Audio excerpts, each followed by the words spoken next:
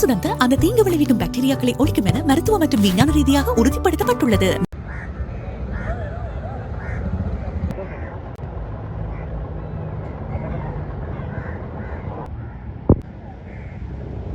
இன்று மன்னார் சதோச புதைகுழி வழக்கு நீதவான் நீதிமன்றத்தில் எடுத்துக்கொள்ளப்பட்ட போது ஏற்கனவே அழைக்கப்பட்ட திறத்தவர்கள்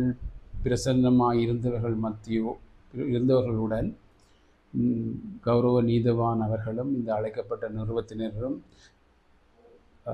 சந்தேகத்துக்கு இடமான இந்த புதைகுழி பிரதேசத்தை சென்று பார்வையிட்டதுடன் சில தீர்மானங்களுக்கும் முன்வந்தார்கள், தீர்மானங்களுக்கு இணைந்து கொண்டார்கள். அதாவது அந்த புதைகுழி பிரதேசத்தை சுத்தப்படுத்துவதாகவும் நீர் நிரம்பியிருக்கிற அந்த நீரை அகற்றுவதற்கு நகர சபை இணங்கி கொண்டது அடிப்படையில் அந்த நீர் நாளை அகற்றப்பட இருக்கிறது என்றும் அத்தோடு பகுதி அளவில் மூடுவது சம்பந்தமாக கலந்துரையாடப்பட்டது.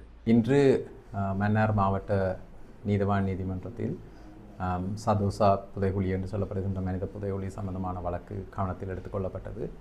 ஆரம்பத்தில் இதற்கு முன்னதாக இந்த மன்னார் புதைகுழி சம்பந்தமாக நீதவான் நீதிமன்றத்தில் ஒரு தீர்மானம் எடுக்கப்பட்டிருந்தது.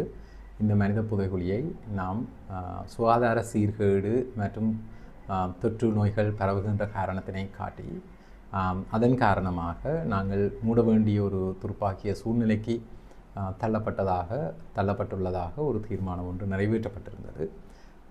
அதற்கு மனுதாரர்கள் சார்பாக காணாமல் போனோர் பற்றிய அலுவலகம் சார்பாக நாங்கள் அந்த விடியப்பரப்புக்கு சட்டமா அதிபர் திணைக்களத்துடன் இணைந்து பிரதிவாதியாக குறிப்பிட்டு ஒரு மனு மாகாண மேல் நீதிமன்றத்தில் தாக்கல் செய்யப்பட்டிருந்தது குடும்பங்கள் சார்பாக.